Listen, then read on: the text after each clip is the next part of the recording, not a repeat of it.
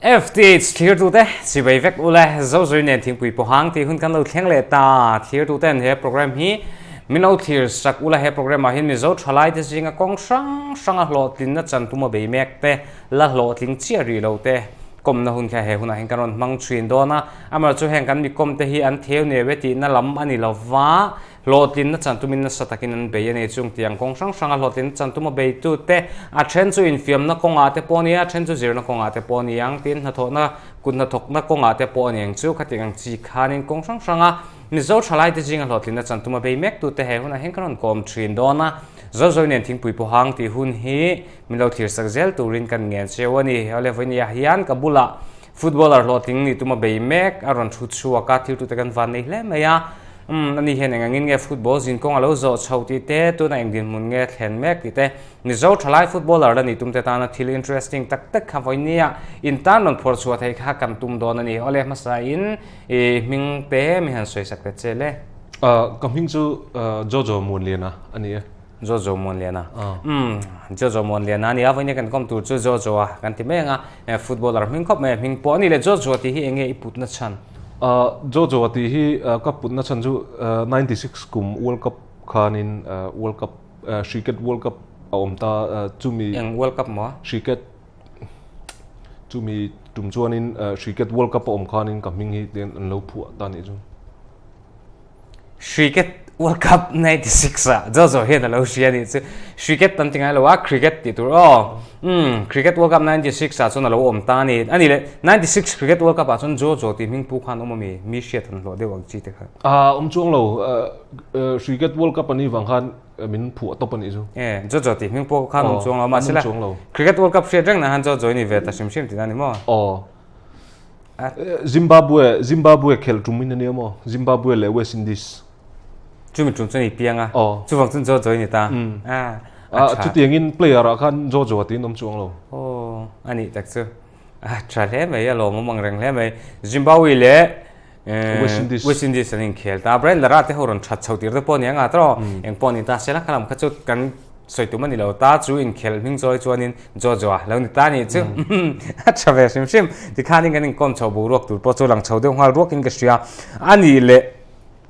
zona kanan zot le kanan zot ngal mop mayanga I football zin kong hi min sil them ka football zin kong hi ka be ve na se me ma ka struggle ve ni chu har satna tam tak hi ka pal tang ve ka no pan la hian in ka ball liam char hi than tia hei tournament om reng te hian in ball liam charan min du big ta bulchan na chon ball liam char hei penalty le free kick te khati ang chi side throw an ron ti liam ang chi heng hi liam nei ka sang vek chu liam ball liam char tura min tir khang kakal dik chat thina mo chu wangin ka ball zon kha accurate an ti ni chu wang chuanin football hi tiang karon tui chho ni chu ball zon accurate wang chuanin football hi khel chhota thian te point ni chu ball liam char thiam me khel vero sen ti che ti ani mo hete an ron pet over ang chi tele an ron pet liam ang chi kha kalau chin chia ta khila khian aliama tin ti khan ka rit fu chat thin ni chu ball liam na khamo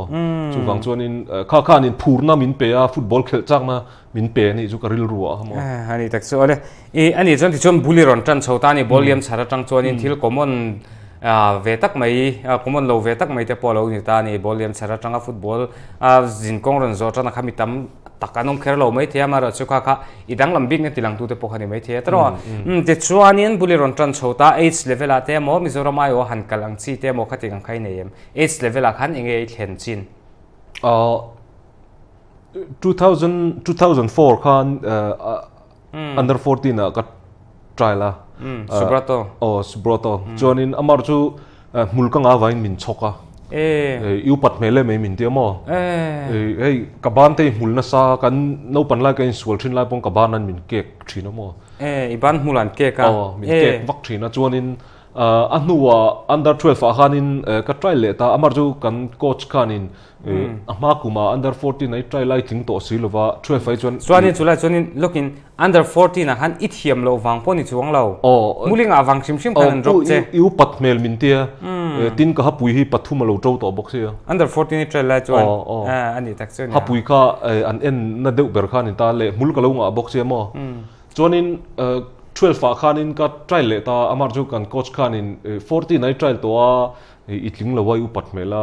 chu wang chuanin 12 ai chuanin tilo mai ro amar chu irong kal thawang puak phura atini chu club puak phura a club lovin or team khami team a han chuan under 12 a chuan ka kal ve thawa amar chu ka khel lo ni chu chuanin nei kanau pandeu lai phei chuanin weme changa field pakhata somthum le somthum in kheltir thin weme chang sport vela aum song song in kheltir ang chi khatiang khan goal ni ka thun ve to bokani ni rak chu lo bom the mai ro pui lu tu gani ti khan under 14 a pathiam lo wang ni lo khan amar chu ha pui pathum lo tro to ni under 14 a trial lai hian chuanin under 14 a chon ha pui lo nga to wang te le mulanga wang kan an drop ta ti chon masela i kumza ta kha chuanin under 14 a trial lai ha pui pathum ni to nu po chuanin kumza ta kha chon adik khap panga tro ni adik khap zela ni heteng hi apoi mol tu gani football khowela chon heteng amaro chu selection nei tu te nei tlamin ti jong kan tani mai khalai ka chu ni ai tlan ti chon ani le ti chuanin i age level a chuanin under 12 tan po phuri ni kala phaya te po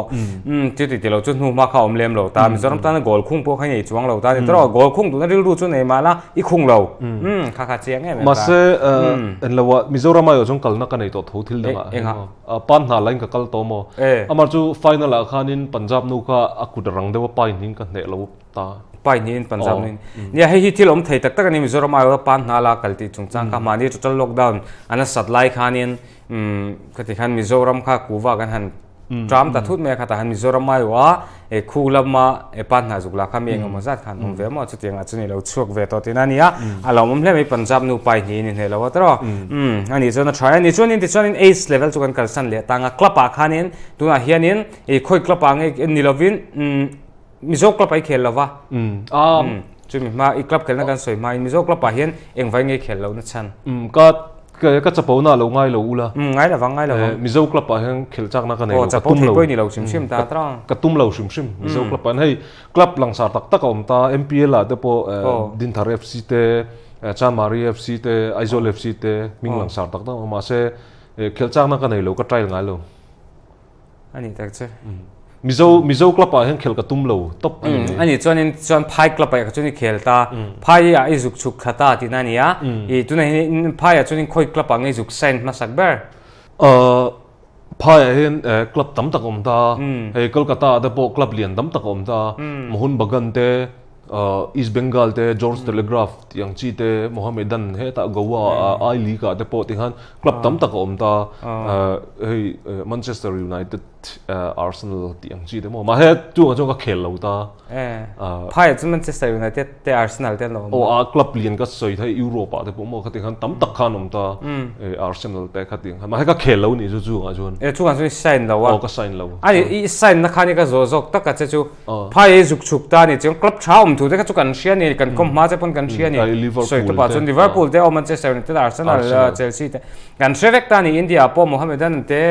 Churchill brother han tiang chi te kha tiang ang chi East Bengal ma hun bagan kan shevek ta tu na pa ISL club thadian tak ta kan ta khang kha chu iron soi chu kher ngai lo khanin kan she ta ma se chu wa chu I khel lo ta ani le khoi club pa ngai khel na chu ka club khel na hi tu na kuta silchara kun ta mo silchar club a kuanin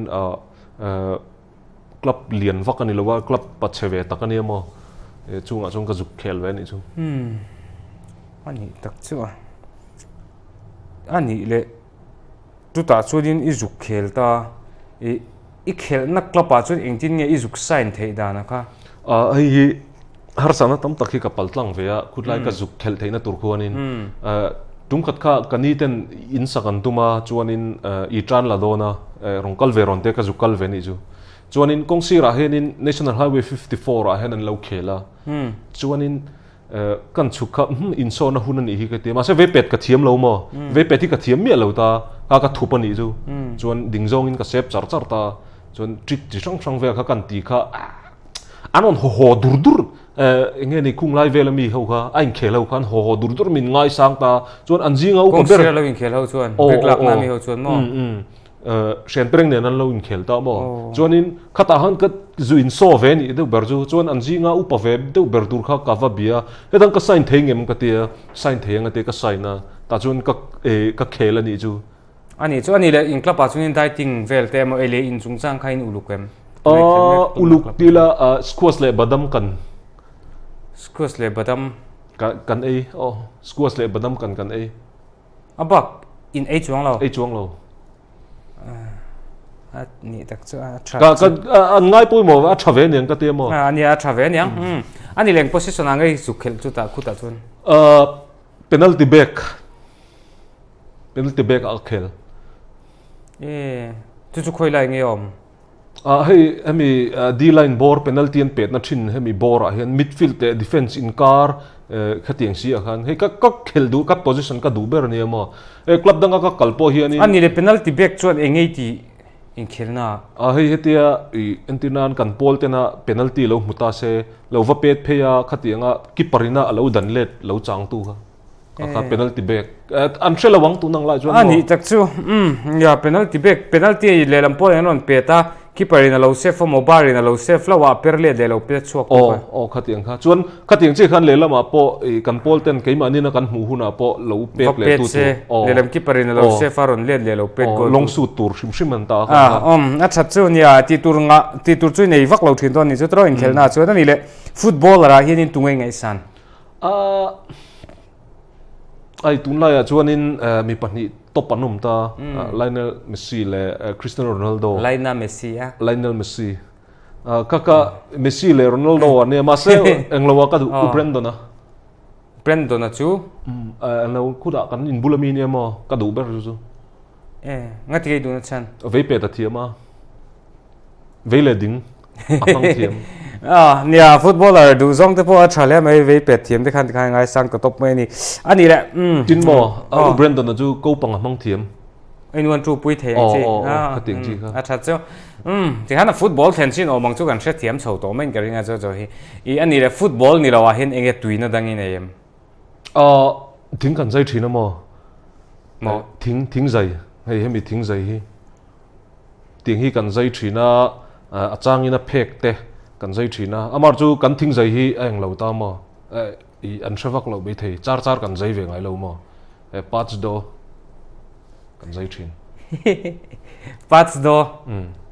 char po lo char tin po ni lo pach do inchinga ni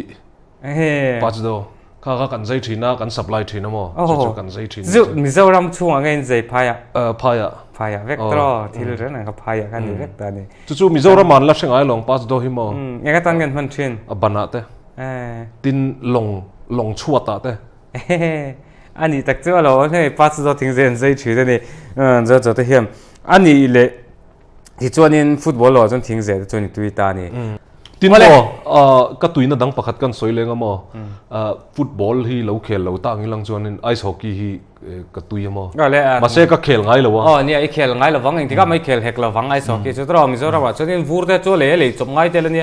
eng tika ma chuanin khelnan gan lamang don lo ni pek khat po cheng nga te ni mo chu wangin asit tel le khating ang chi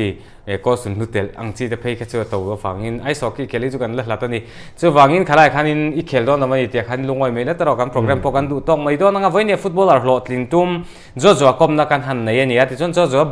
jin kong te kan ngai tha te khanin phai ate engkla pange chu khelti te bo kan ngai tha ni ti chuani struggle ven sani poine in chiani ma hi amaro chu nishing te hian engchina hin nge beina saviau ma ila kan va beina satna hi lotlin na tur thil ani am ti hi kan chu tel fo te po ngai ta ni kan beina sata wang ringo then kan thil va be hi lotlin puitlak thil hi ani kher lo theya tin kha thil va beina saviau tu kha lotling lo tur chi po kha ni ve thei boka chu wangin minol puinan she thiam thei turang chi ang te mo mi ina I zonna nan man chi ang te mo a khanin I han kal te po kha tha a kan ti chi le kan ti om lo chi te po kan thir thiam a poi mo a football char thiam takina football khela tum ta chuanin a loting ngai don lovani ti kha kan ruwa kan mu chua thar te po garing ani chu wangin voini kan program te Zozoi nen Thingpui po hang hun thir tu ten kan program kal tanga hlotlin na in lo chan ngei kha kan be sei tlatani ani le vek ule